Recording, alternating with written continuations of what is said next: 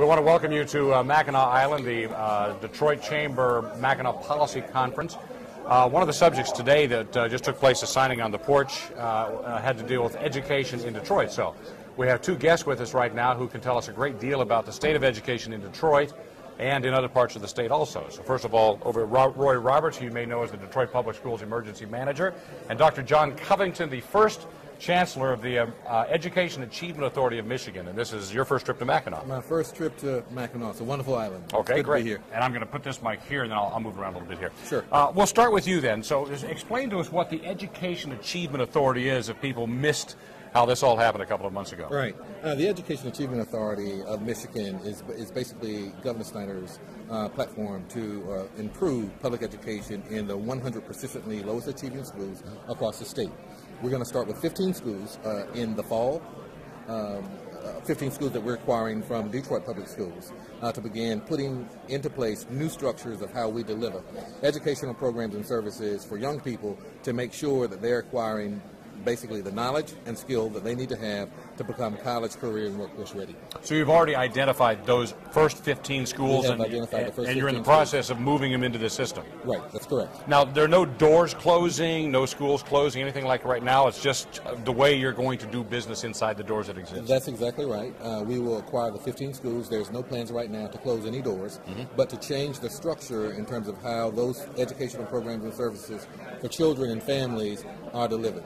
It's a very, very unique and exciting platform in that we're going to be moving the Education Achievement Authority, educational programs and services away from the traditional paradigm of how we teach children, moving it away from this old pre-industrial model that this state and this country should have abandoned 100 years ago.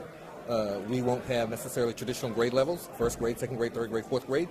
We will have identified instructional levels, and we will meet children where they are, and before allowing them to move forward in their educational experience, they must demonstrate that they have mastered the skill sets that they need to be successful at the next level, thus driving the nail in the coffin of social promotion. Okay, we'll get to how you're going to do that in a second. I want to bring Mr. Roberts in. Now, he's stealing 15 of your schools, apparently. Is that how this is working? Well, I wouldn't say stealing. He's saving 15 of our schools, quite honestly. As a matter of fact, there were 34 schools in the city of Detroit that were persistently low performing. 7 of those were in for the first time, so we took those out of the equation. So there were 27 schools that he could have taken. He made a conscious decision after a very rigorous assessment process of the 15 schools that he wanted that were the neediest schools. So, you know, the state superintendent has the authority to close every one of those schools without talking to me, the governor, or anyone else. But some smart people says we think there's a better way. And those people are helping to fund and direct what Dr. Covington is doing. It's just a great approach, but some people don't understand it yet, and we do everything we can to make sure they do understand it. It's a blessing for us. Well, and I use the word stealing facetiously, but in all seriousness, some people believed that was what was happening. They said, no, the state's taking over control. They're taking our schools from us. Well, if the state had closed all of those schools, then you really hear an outcry. And I'm really convinced. I think people are in for a shock. I've sat with Dr. Covington and his staff. He's hired some of the most talented people I've ever seen in education. And what they have proposed is absolutely outstanding. And it's going to get people in this country and in this state changing their approach to education. I'm convinced of it. And one of the things I'd like to add to that is, I think one of the source of the confusion is that taxpayers have gone to the polls. They voted on a bond issue. Detroit Public Schools, under leadership of Roy and others, have built new schools. And so the general public is thinking that the assets of Detroit Public Schools is being transferred to this new system of schools called the EAA. And that's not true.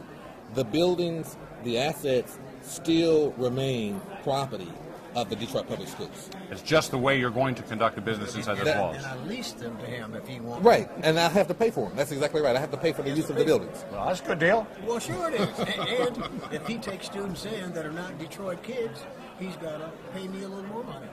So this is a good thing. But see, what happens, Detroit is jaded because they've had 7 superintendents in 7 years. And you can't just talk to people and make them believe it. So they're very suspect of anything to come along. When we hired Dr. Covington, committee, he didn't come here with a plan. We hired him and says, we want you to come and we want you to develop the best, most aggressive plan in the United States of America. So after he was here, he and his people took 10 trips, around 12 trips, around the state of Michigan, getting input from different parts of the state, and they developed a plan. It is outstanding. They haven't seen that. Okay, I'm going to talk about that plan now. So how do you change, you say you're going to change the whole paradigm of how you educate kids from this pre-industrial model? Because I've always believed that my kids were taught the same way I was taught. And the difference was, when I was taught, there was a finite amount of information that existed in books. Now the information is infinite. The computers, the internet, it's just out there. But yet we still don't train kids to deal in this new world. Is that an accurate, fair statement? That's an accurate statement, absolutely. And that's one of the primary focuses of the Education Achievement Authority, is to move away from the old textbook drill and kill model of providing education. I often give the analogy to help people understand what it is we're attempting to do by using an example of Wally and Beaver Cleveland. You remember Wally and Beaver? Yeah. And their friend across the street, Eddie Haskell? Right. And both books, right?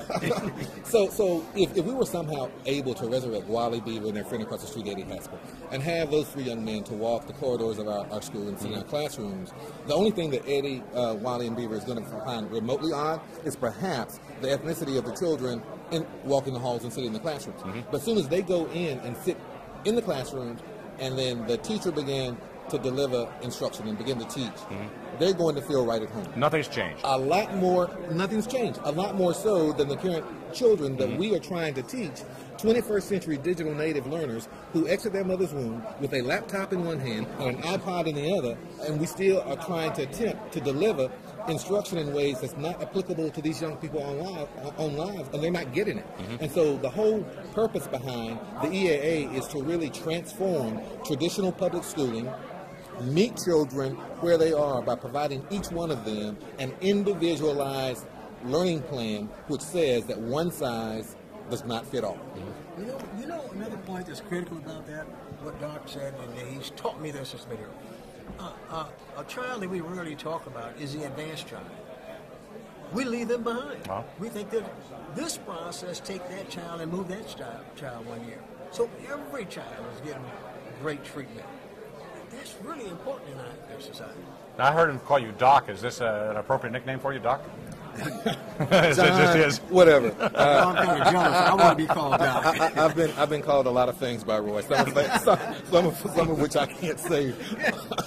Okay, this process you're talking about, and I'm not in the education business here, but I spotted immediately what the problem's going to be: the old school of way of doing things. How do you get past this feeling that we've always done it this way? So why are we changing something? Right. Well, first of all, when you look at measurable student performance outcomes of our kids, that within and of itself is enough justification for this entire community, this entire state, to wrap its arms around a new way of doing things. Because it's not working. Because it's not working. We did a promo video not long ago when Roy Roberts indicated that 2 years ago we had 67,000 kids. And of the 67,000 kids that were coming out of our schools, only 2 graduated college, career, and workforce ready. And then when you look at the high schools, not only in Detroit, but the persistently lowest achieving schools across the state, in some cases, the percentage of children in the school that demonstrated they were able to get past the state test is 0%.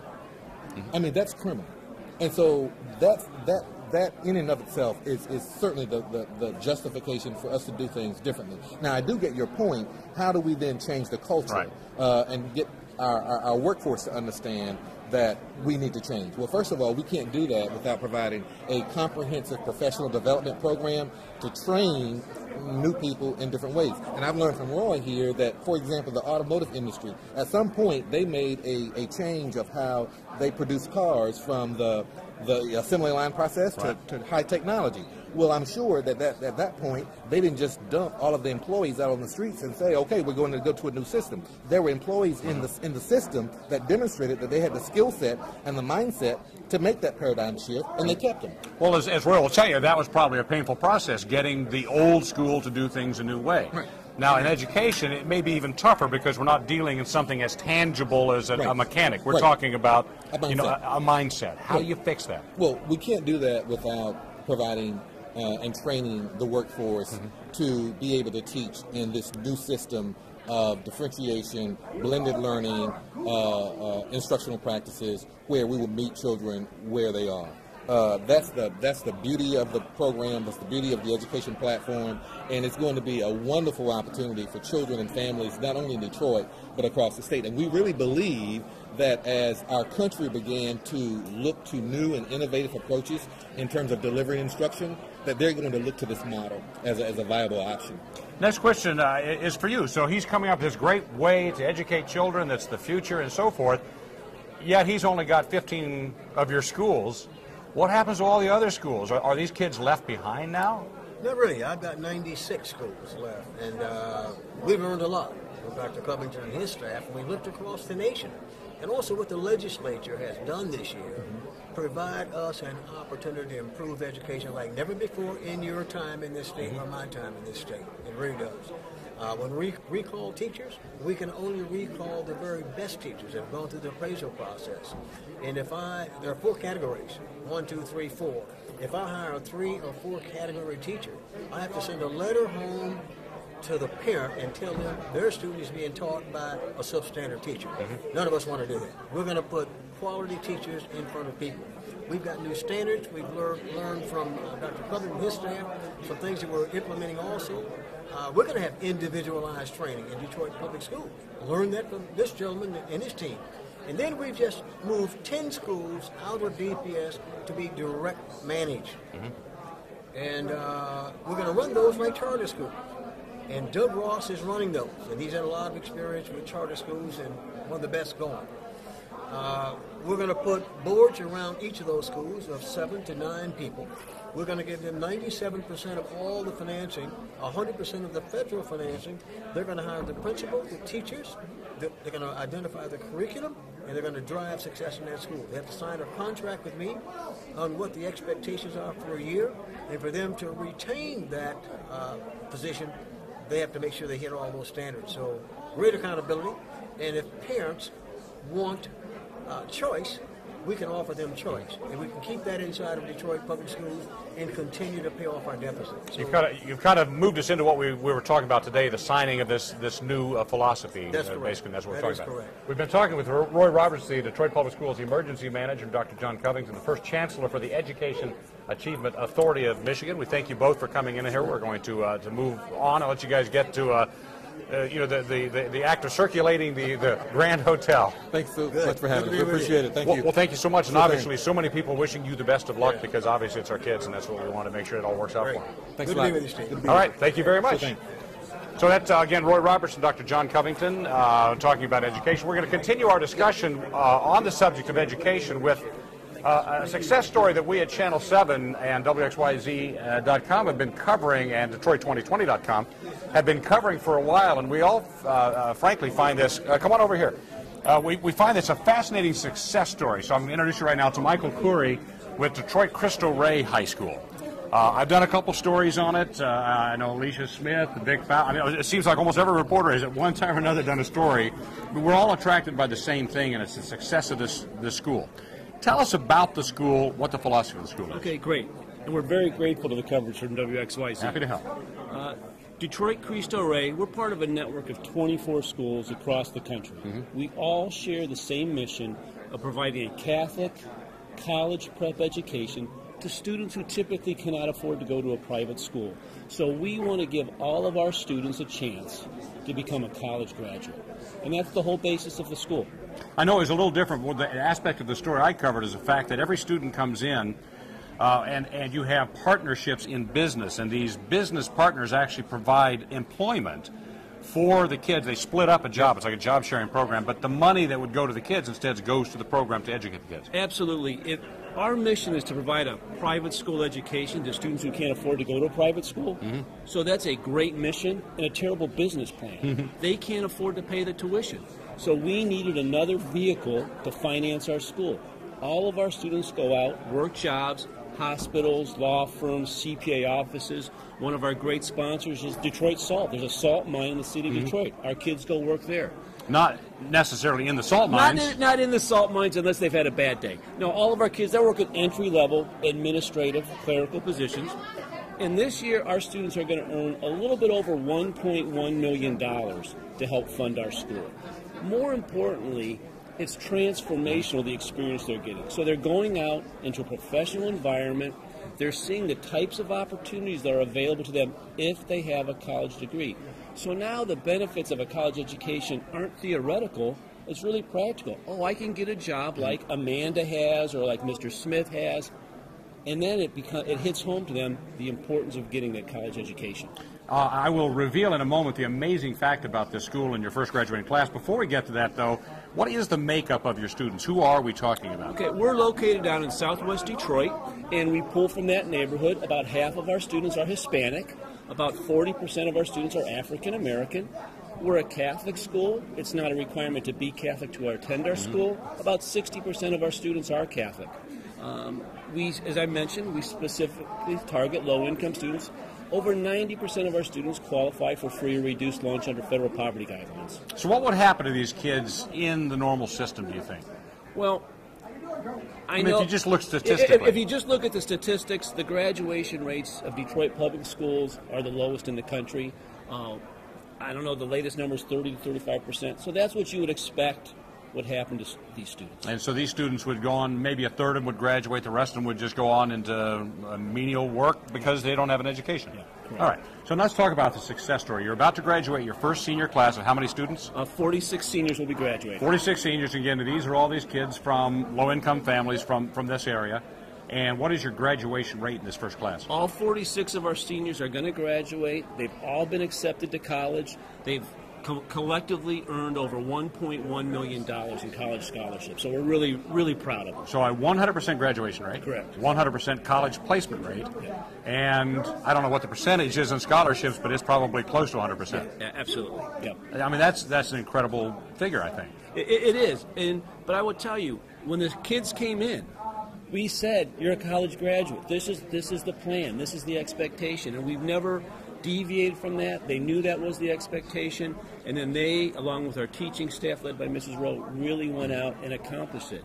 We have students going really to a spectrum of schools. Some of our students, the next best selection for them is to attend Henry Ford Community College or a school like that. We have students who are going to Wayne State, University of Michigan in Ann Arbor, Adrian College, a real spectrum of schools. So now you've got classes coming up behind them. I can't imagine when this word starts getting out, I imagine to a degree it has, when the word really gets out about that, I mean, I can't imagine there aren't going to be parents standing down there at your doors pounding on them. We certainly hope so. I will tell you right now, we have to spend a lot of time and effort recruiting new students. People still don't know about us. They're not really familiar with what it is that we're doing. The students have to make a commitment to a long school year, a long school day, but those that do certainly reap the reward at the end. So how do these parents get a hold of you, and how do they research to get to know more about you? Because, again, as a parent, I'd sit there and say, wow, if I know my kids are guaranteed to graduate, are guaranteed to go to college, and are probably going to do it on scholarship, I mean, this is the way out of a bad situation. Well, if there's a parent thinking that, I would encourage them to call our school. It's 313-843-2747. Ask to speak to our admissions department. Go to our website, DetroitCristoRey.org. Most importantly, come and visit the school. Have their child spend some time with our students. They'll be very excited. Tell us, if you can, because I know when I visited, you had a couple success stories where you just pointed to specific kids and said, you know, not only these were kids who were maybe in probably in low-income neighborhoods and so forth, but in a lot of cases, these were at-risk kids. These were kids who were really on their last chance. Some of our students come from very loving two-parent households. Right. That's the minority. Most of our students come from home situations that can be difficult, single parent or a grandparent, and Cristo Rey is really able to provide some structure for them. And I know there's a lot of always talk about Detroit and whether they get fair portrayal in the media. All I know is when I take our kids home occasionally, I'm stunned by the neighborhoods where our kids live. Mm-hmm. They live in the environment with the boarded-up home, the burnt-out home, and yet these kids are now looking at colleges. Just a quick story. There was one student, he's got a wonderful scholarship to Adrian College, but he had never visited there. So I said, well, let's go take a visit. In 2 hours, we went to Adrian, and we were literally a million miles from his neighborhood. And we weren't on that campus 10 minutes till he got out his phone, called his mom, and just said, "Mom, it is so nice here." He was so excited that this is going to be his home for the next 4 years. I think the thing to look down also, a lot of these kids are still, I mean, they're not going to just abandon Detroit because they managed to get out of their neighborhood. It's unbelievable how they talk about Detroit and how they want to give back. And it's really very moving, the loyalty they feel to the city. So you may be raising that next generation of leaders who intimately know the way in and intimately know the way out. That's certainly our hope. Right. Absolutely. Well, we do appreciate you taking time to come on by. Michael Thank Curry, you. Thanks for all the coverage. A good friend of ours, Thanks. and we will continue to cover the success story that is your school. And again, we will link on our website, because we've done a number of stories. We'll link on our website so you can get to there. We've got a couple more minutes left in this webcast right here. We're going to bring in Jeanette Smith, who works with Cranes Detroit. Hi, how you doing? Have a seat here. You want me to you can come right here to the middle here. get Yeah. comfortable? There we go. Get comfortable. Awesome. Take a deep breath. We've been working hard, haven't we? I know. We're running from session to session and event to event and schmoozing on the porch. But Okay, so you're with Cranes Detroit. What do you cover specifically? I'm the managing editor, so I supervise the reporters on their web stories and their print stories and make a master plan to serve our audience. Well, good. We've been working with you at Channel 7 at WXYZ. It's a great partnership to help us broaden our horizons. We do thank you for that. So let's talk about some of the issues you've seen come up here in Mackinac. First of all, how many of these have you covered personally or been to? 2007. So you've been a few I've years. been away for a couple of years, but I've still been editing stories, back at the home office. Do you sense a difference this time around from some of the past ones? And I'll point out the difference I've seen, because I've been through 10 of these now, or maybe this is the 11th of them. But for a while, even as though the economy seemed to be slipping down, the party seemed to get louder and bigger. Now it looks like it's going the other way. Things are coming around, and this seems more focused to me. I feel like this content is very relevant.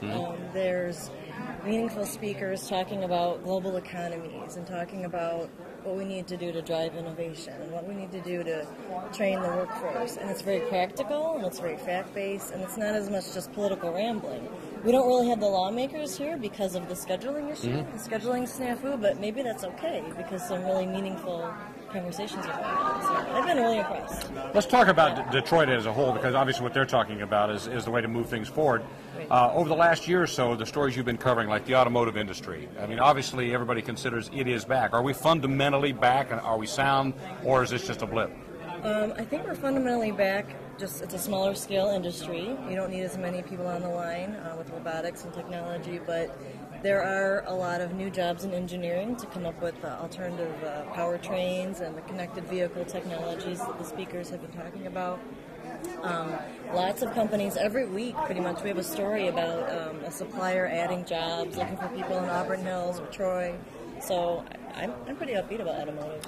Job growth in Detroit, is it all specifically automotive, or are you seeing other sectors? And I'll point you in the direction of high tech, because everybody's talking about that being the next frontier. Right, there's definitely jobs in high tech. There's definitely, I think, across the board, because everything's, ultimately tied to, a lot of Detroit is tied to automotive. So when you've got the suppliers doing better, then you have their tier twos doing better, and then you have the advertising agencies doing better and adding people, and then you've got the food vendors who finally have a place to go sell people their lunch boxes, and I mean it all feeds back into itself. A lot has been made about the Whole Foods coming into Detroit. I know that's a story you guys have been covering. Is that significant?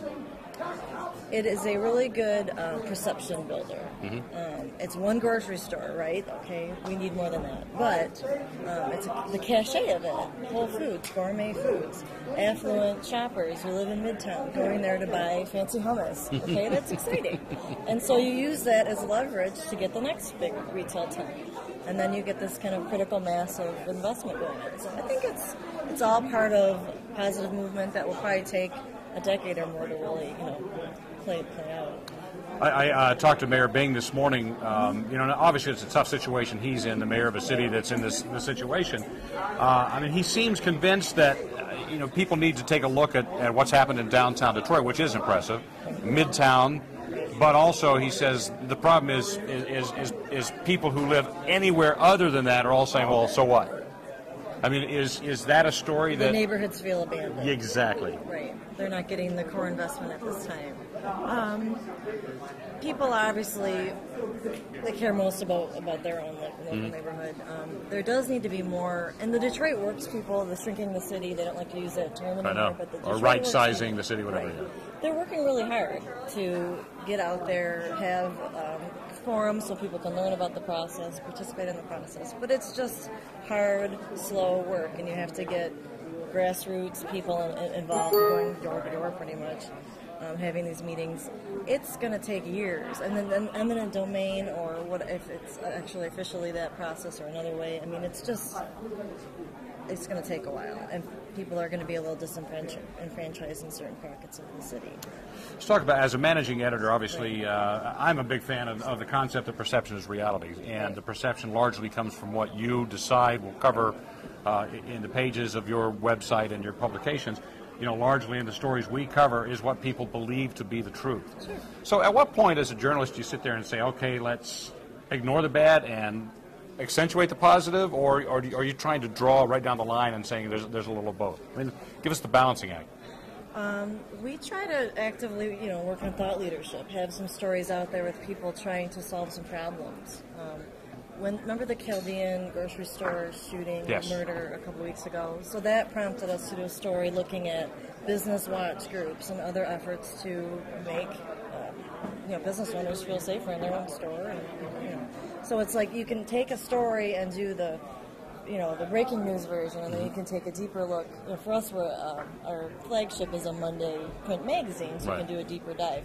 We also do breaking news on our website, of course, but every week there's a mix of a big bankruptcy, but then there's also a story about a company growing, or a company that reinvented themselves. Or Is it a conscious effort on your part to say, okay, we have this, so let's make sure we go there and do this too?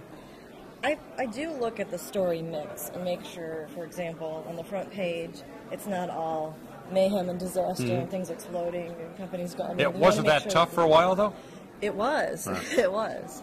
And we went through some pretty tough years where, Right. I know we looked hard to find the good stories. Right. It's getting a little easier now. We're getting the phone's ringing with more good news now, I feel. See, right there's the headline right there. It's getting easier to find good news. Yes. What is the story out there that you would really like to see on the front page of your paper? I still feel like there aren't enough true success stories with regional leadership and regional, people for the common good, like banding together and, on talent issues or Politics, tax or issues, just like DIA, the DIA. Okay, good. Okay, so each county voted their thing, and it's like, who can't agree, in my opinion, that the DIA is great and Right. that, $20 a year or whatever. I mean, come on. I don't know. You find some So- people that say, when was the Right. last time I went to the DIA? Right. So it's just, can we do more so that there aren't competing groups working on similar things in, 3 or 4 counties around the area? That still seems like a really slow process. Well, there we go, There's so. fiefdoms. All right. So if you've got a good news story about growth, business, Yeah. is the person to talk to right now. Absolutely. Janet, we thank you very much for your time. Thank Thanks for you. joining us on our Mackinac Webcast. These are kind of fun to do webcasts. Yeah. We can be real informal. You can actually stand up and walk away, and we're good with that. It's fun. But, I like your settings. Isn't this nice? We have a chandelier. We got a chandelier. We got artwork in here, and we've got all this right here. But thank you so very much. Do appreciate it. All right, so that was our inaugural 2012 Mackinac Policy Conference webcast. We're going to do another one of these tomorrow, by the way. Chuck Stokes will be here in this seat and leading you through, and I do not know the subject for tomorrow's yet. Chuck will be coming up with something like that. I do have a couple of things we want to talk about. Let's see. Tonight, online and on air, some of the things we're covering today. I did an interview with Mayor Bing, and I'm putting that story together kind of as soon as I finish here. We'll finish putting that story together, talking about what he's here for, what his hopes are. He says he's definitely got his hand out looking for money. He says he hasn't gotten any yet, but he's not going to stop asking that. Coming up shortly, a lot of excitement is going to be happening here at Mackinac because Roger Penske is going to show up, and of course Penske is the guy who brought racing back to Belle Isle, and that in itself is pretty exciting. But he's bringing his racing team, which includes Helio Castroneves and Will Power and others, are going to be here in the house also, and that's certainly going to attract a lot of attention with a bunch of top quality race drivers show up here. For today, we're going to recap some of what we talked with Roy Roberts and John Covington. We'll have that on the air tonight also, and an interesting conversation with L. Brooks Patterson, who today suggested in so many words that Robert Fricano might want to consider suicide. Seriously, I'm not making it up. We'll talk to Mr. Patterson about that tonight on Action News. But for now, that's our time. We do thank you for joining us here. We will have a lot of this content posted online, so please check back WXYZ.com.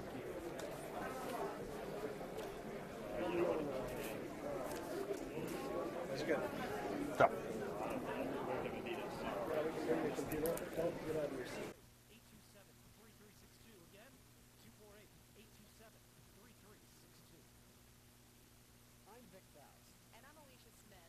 Start to your day with 7 Action News this morning. Live drive traffic makes your